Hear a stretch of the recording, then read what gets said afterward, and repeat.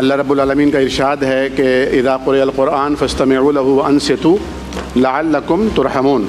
کہ جب قرآن کریم کی تلاوت کی جائے تو تم خاموشی سے اسے سنو، چپ رہو تاکہ تم پر رحم کیا جائے۔ تو ہمارے ہاں احناف اس سے استدلال لیتے ہیں، جیسے کہ علماء کرام نے کل فرمایا تھا، جب امام نماز پڑھا رہا ہو اور مقتدی اس کے پیچھے پڑھ رہے ہوں تو اس وقت وہ سورہ فاتحہ نہ پڑھیں، کیونکہ امام کا پڑھنا ان کے لیے کافی ہے۔ اور ڈاکٹر صاحب نے ایک حدیث بھی مسلم شریف کی پیش کی تھی کہ امام کی قراءت مقتدی کے لیے کافی ہے۔ لیکن میں یہ عرض کروں گا کہ مسلم شریف ہی کی حدیث مبارکہ ہے جس میں نبی کریم صلی اللہ علیہ وسلم نے فرمایا، ابی ہریرہ رضی اللہ عنہ راوی ہیں، ان رسول اللہ صلی اللہ علیہ وسلم قال من صلی صلاۃ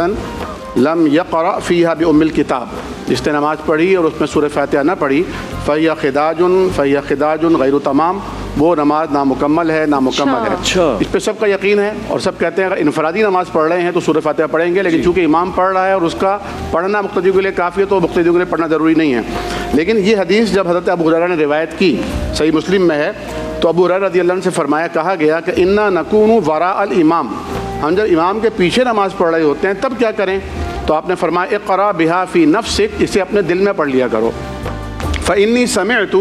رسول اللہ صلی اللہ علیہ وسلم، میں نے اللہ کے نبی کو خود فرماتے ہوئے سنا، یقول قال اللہ تعالیٰ کہ اللہ فرماتا ہے، قسمت الصلاۃ بینی و بین عبدی نصفین، میں نے نماز کو اپنے اور اپنے بندے کے درمیان، اور سورہ فاتحہ کا بھی ایک نام الصلاۃ ہے، تقسیم کر دیا ہے، ولعبدی ما سأل، اور بندے کے لیے وہ ہے جو وہ پکارتا ہے اور مانگتا ہے۔ اسی طرح مسند احمد اور سنن دارقطنی کی روایت ہے، عبادہ بن صامت رضی اللہ عنہ روایت کرتے ہیں، کنا نصلی خلف رسول اللہ صلی اللہ علیہ وسلم فکان یقرأ فی سورۃ الفاتحہ،